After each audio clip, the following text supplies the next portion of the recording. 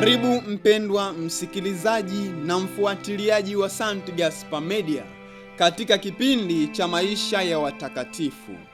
Leo tarehe 17 ya mwezi wa 7 tunasikiliza na kutafakari juu ya maisha ya Mtakatifu Pambo Mkaapweke.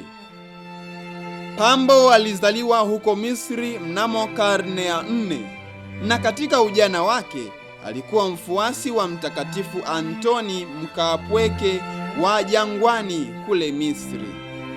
Alifanya kazi kwa mikono yake ili kujipatia riziki yake ya kila siku. Alizoea kusuka mikeka ya majani ya michikichi. Alifunga na kusali kwa muda mrefu.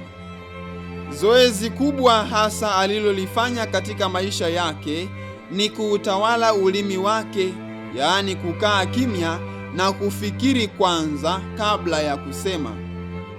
Wakati mwalimu wake alipompa somo kutoka Zaburi ya 39, na alisema, nitazitunza njia zangu nisije nikakosa kwa ulimi wangu, Pambo alijibu kwamba somo hilo linatosha kwa siku ile. Akaenda jangwani kutafakari juu ya maneno hayo. Alipomaliza tafakari aliyoifanya kwa muda wa miezi 6, alirudi tena shuleni kuendelea na masomo yake. Melania, mjane aliyefungua nyumba ya kitawa huko Yerusalemu, alimtembelea Mtakatifu Pambo na kumletea zawadi ya pauni 300 za sarafu. Alipozipokea akasema kuwa zitatumika kwa ajili ya monasteri maskini, lakini hakumshukuru Melania. Melania alimkumbusha kwa upole, akimwambia kuna pauni 300 za sarafu. Pambo akamwambia, yule uliyemtolea zawadi hii hakuna lazima wewe umwambie ina thamani gani. Siku moja aliambiwa ahesabu fedha aliyopewa ili akawagawie maskini. Akasema, Mungu haulizi ni kiasi gani, bali zimetolewaje na kwa nia gani. Pambo alifariki wakati akiwa anasuka kikapu.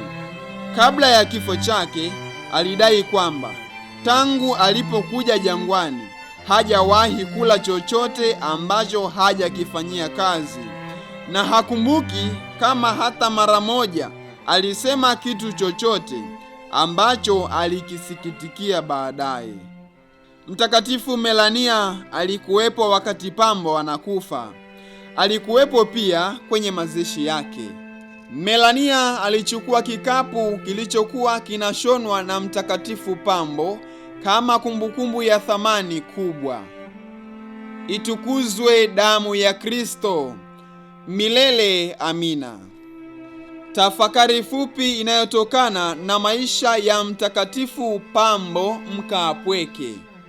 Ulimi, ingawa ni kiungo kidogo cha mwili, husifia makuu sana.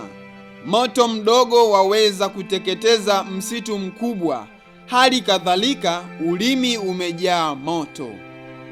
Rejea waraka wa Mtume Yakobo sura ya 3 aya ya 5 hadi ya 6.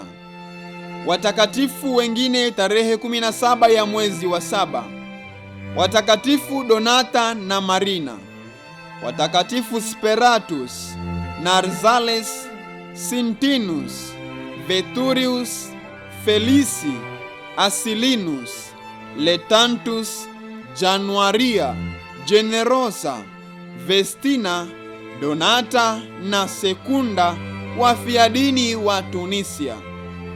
Mtakatifu Pambo Mkaapweke, utuombee.